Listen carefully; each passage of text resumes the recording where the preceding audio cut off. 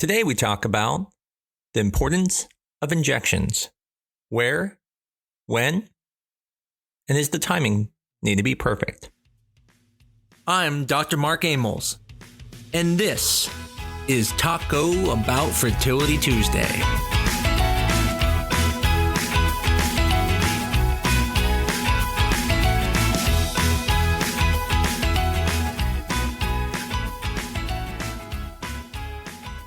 Being a fertility patient is not easy. You're asked to learn something you have never done before, such as taking injections, and all doing this with the fear that you're going to mess something up. No one who goes through fertility has done this before. Matter of fact, none of you would even be at a fertility doctor if you didn't have to. Most of you don't want to. But you're pushed into this, and you are made to learn things you didn't know before. And there is a fear of not getting pregnant. And it's a real fear, and it should be. And so then you start to get the feeling that maybe you can mess it up. Today's episode is to talk about the injections and to help reduce those fears, help reduce the anxiety, and let you know that, one, it is very unlikely you will mess anything up, and two, if you do, it usually isn't going to cause a big issue. Now, when you're talking about IVF, you're talking about multiple medications, and you're usually talking about injections. Now, what's important to understand is there are a few types of injections. There are injections that cause the eggs to grow, which are called your gonadotropins. These hormones are usually going to be gonal-F, follistim, and menopur. The next category of medication would be your antagonist or agonist medications. Agonist medications are going to be Lupron or microdose Lupron. Antagonist medications are going to be meds like Cetrotide or Ganirelix. The difference between these two is Lupron is used to suppress your hormones by affecting the pituitary gland. Microdose Lupron does the same thing, but starts with what's called a flare, and for the first 3 days, boost your hormones naturally and then suppresses. Antagonists, on the other hand, block your brain's ability to release these hormones. Even though it's still making them, it's blocking them. The next category of medication would be the medications that make you ovulate. This will either be Ovidril or HCG, which comes in the brand names Novaril and Pregnil. The last category of medications would be other. That's going to be things like doctors who use heparin, Lovenox, growth hormone, and other medications that don't directly make the eggs grow, but help the environment.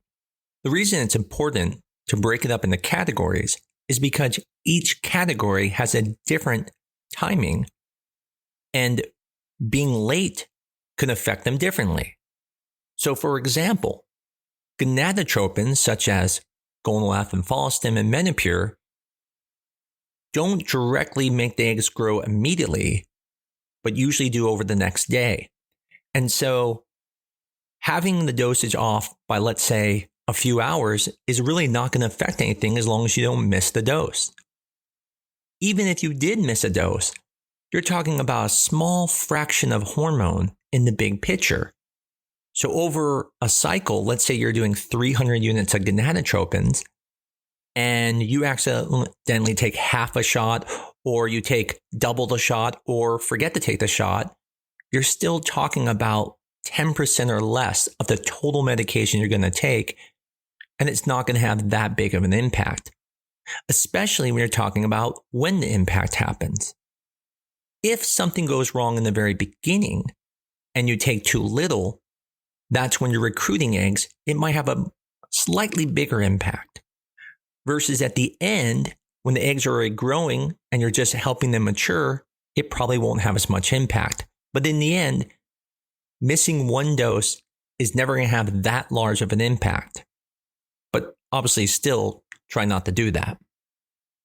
Now, when you're talking about agonists and antagonists, now you're talking about preventing ovulation. And in this situation, these are a little bit more accurate with regards to timing. And if you miss it, you could ovulate. Therefore, these you do not want off by more than an hour because you could potentially ovulate. Unlike gonadotropins, it doesn't matter where you are in the cycle. Missing this shot can be very detrimental because then you could ovulate. Now, when it comes to trigger shots, these do need to also be very accurate on the timing. So, for example, you really want this shot to be within 15 minutes, plus or minus 15 minutes of the time the doctor recommended you take your trigger shot. And that's because the timing of the trigger shot allows the eggs to get to the point of ovulation before the retrieval. If you took the shot too early, you could potentially ovulate before they do the retrieval. If you take the shot too late, the eggs could be immature and they wouldn't know that you took the shot late. Always let your doctor know if you missed a shot, took too much, or did something wrong, or you believe you did something wrong, because then they can make adjustments and potentially prevent any issues. So for the example of a trigger shot, if someone took the trigger shot an hour later, they may not change anything. But if they took the shot 3 hours later, they're going to move the retrieval by a few hours so it can be closer to the right time. The last category of medications were the other medications. Those medications really do not need to be exactly on time. Those can be off by several hours, kind of like the gonadotropins, because their goal is to give an environment such as growth hormone or Lovenox. Now, you don't want to miss the shots, but being off by even hours is not going to affect anything. So in summary, I see many women getting very nervous about needing to take their shot on time.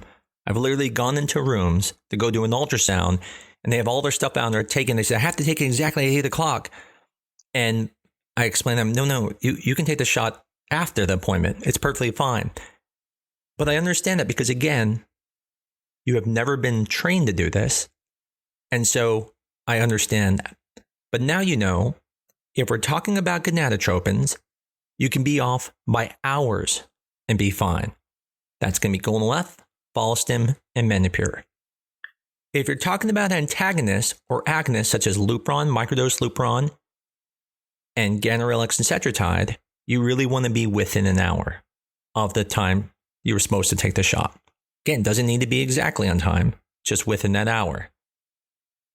When you're talking about trigger shots, you really need to be within 15 minutes, plus or minus, of the time you're supposed to take the shot. And then the last would be others, which you can be off by several hours. Now, I didn't mention progesterone. Progesterone is one of those ones that needs to be within an hour of the time you're supposed to take it. So, example, if you're supposed to take it at 9 p.m., it's okay to take at 10 p.m. or 8 p.m. So now that we talked about timing, and now you should be less fearful that you don't have to hit the shot exactly within minutes, let's talk a little bit about where do you put the medication and why do you put the medication in these spots.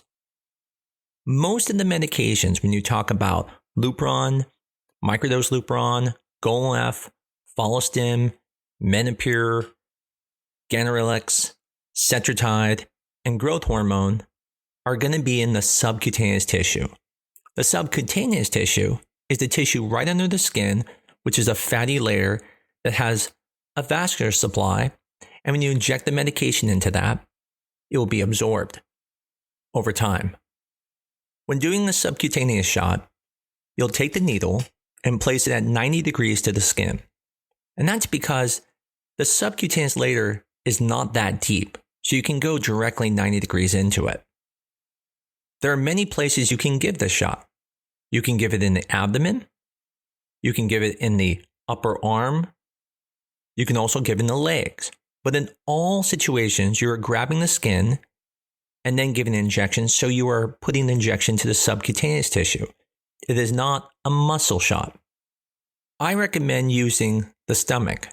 Now that sounds scarier, but in reality, if you think about it, this is going to be an area with less nerve supply for touch. And if you think about when's the last time you went to go feel something with your stomach because you wanted to know what it felt like?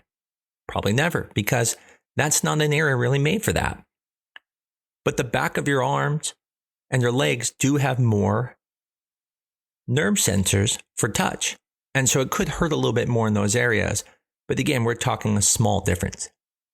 Now, there are some doctors who will ask you to take Menopur in the muscle.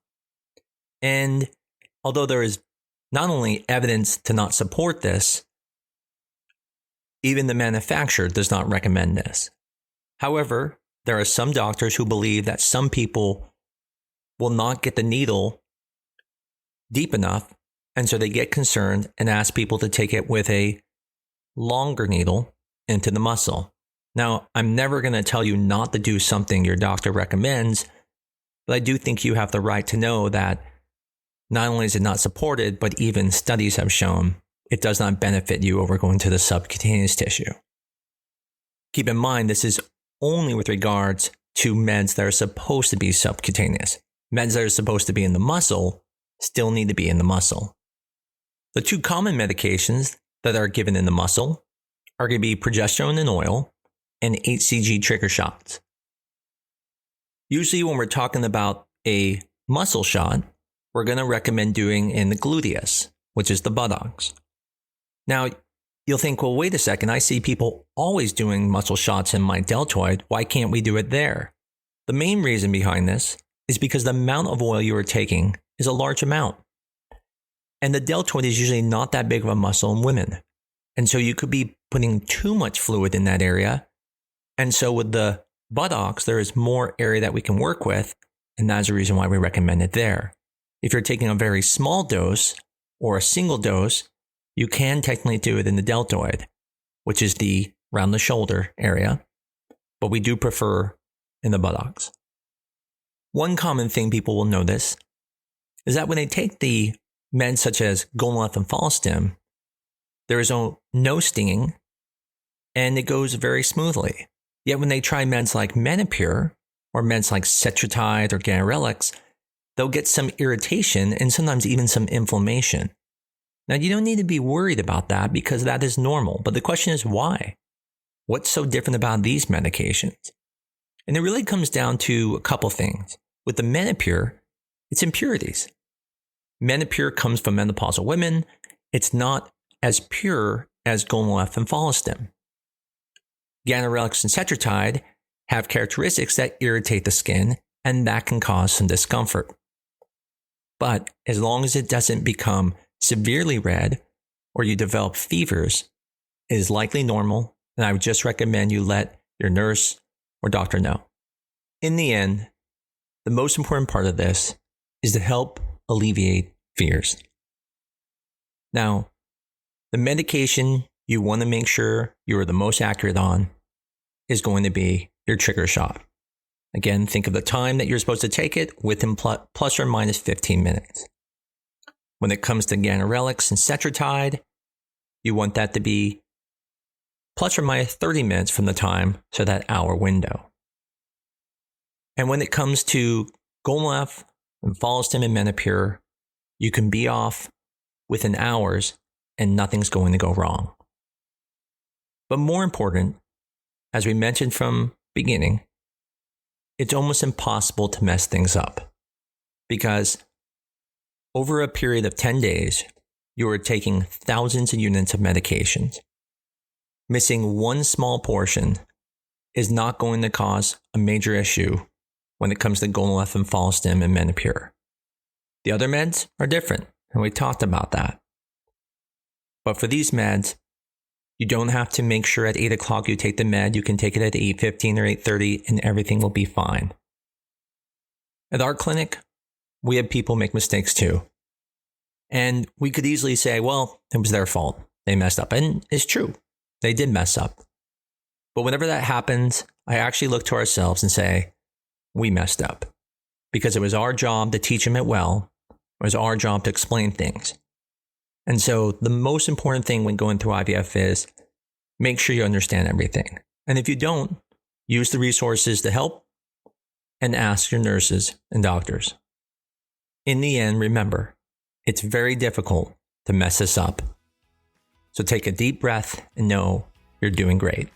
If you enjoyed this podcast, please let us know. Let us know any topics that you think would be good for us to do.